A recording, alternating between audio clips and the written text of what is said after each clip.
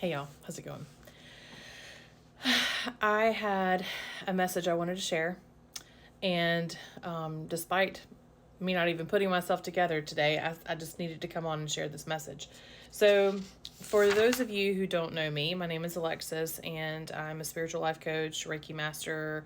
I also do human design readings, and over the last year, so I've been doing human design for about 3 years now, but over the last year, I really dug into the Gene Keys, which is Richard Rudd is the author, and it's his version of the gates, the 64 gates that are part of the human design.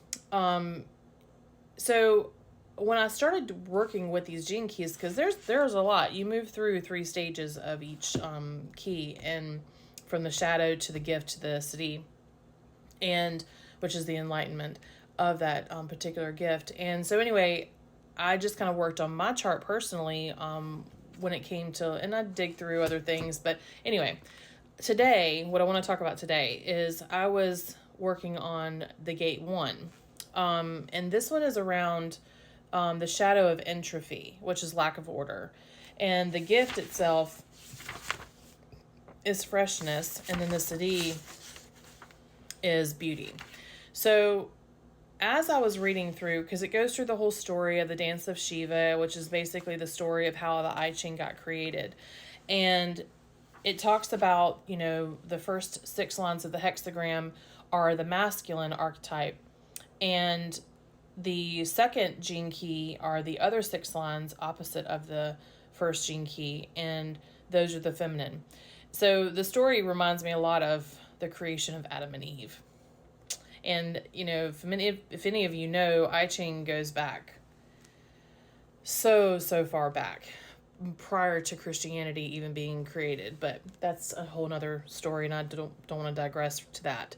But anyway, as I'm reading through this gene key, it talks a lot about in the shadow aspect, and whether you have this activated in your chart or not, it really doesn't matter, because everybody has access to these 64 gene keys that make up the human design. It's just the ones that you come into this life with already activated, or, those are things that are already fixed in you. So you'll feel them stronger. But this gene key in particular talks about how it goes through a cycle of very high highs and very low lows. And as I was reading through this, it really struck a chord for me in terms of the diagnosis bipolar. So coming from a family line that has, on both sides, a long history of depression and diagnoses of bipolar disorder, and I actually went back and looked at a couple of charts that I know of people in my family that to see if they had this gate activated, and they do. So it was really eye-opening for me, because when they go into these low states, they withdraw from the world, and they go to, they feel they need to be alone, and it can feel scary, and it can feel like there's something wrong with them, and it can bring on depression, and to the world around them, they're seen as like there's something wrong with them. But in actuality, what's happening in that lower state, that lower frequency, is a chemical process, and that is bringing to life, and these seeds are within them that are growing and germinating into something that they're going to create when they come out of that low frequency state. So where they're feeling sad and depressed in this low frequency state, when they come through that chemical process and come out of it, they have joy, and they want to share what they have created. And it can seem a little erratic, because it's, they're very happy and they're very ecstatic and elated to share this new creation that they have. And the more creative that they are, the deeper that they'll go into this process. And so I guess it just really saddened my heart for this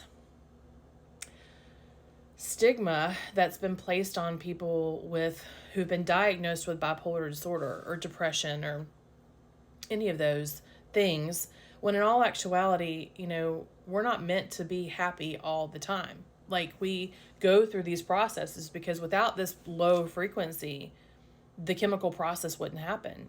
And that creative project or idea or gift that they're bringing to the world wouldn't happen. And people that have this gate 1 activated in their chart are actually born to be leaders. So it's a beautiful process. And that's what I love about the Gene Keys, is that through this 3-step process of each gene key is such a beautiful growth that happens within us as humans. And this has been going on forever. All of humanity, all of life, evolution itself.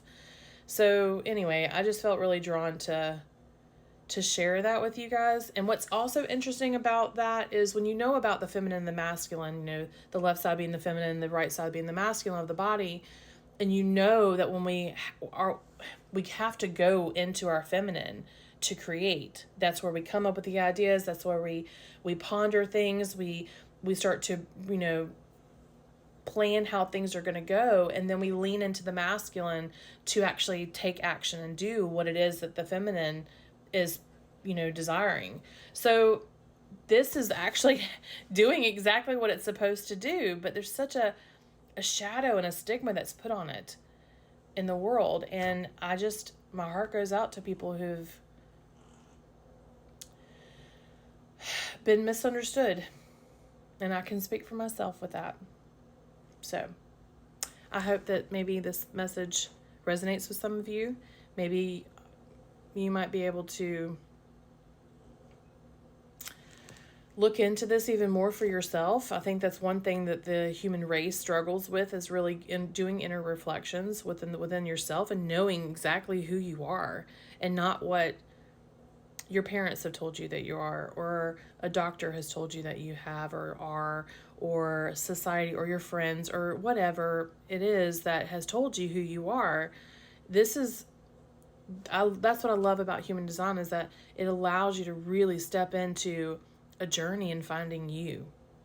And that's what I want to do with people, is help them through that journey of finding themselves and healing those wounds and trauma that they've experienced in their lives, and finding out that they don't have to be in this little box that the world has set up for them, that they can be who they want to be, and they can thrive, and they can chase their desires, and, you know, and learn how that whole process works, you know, and where you have free will, but, you know, not to impose it on another person, but to honor it within yourself, your desires.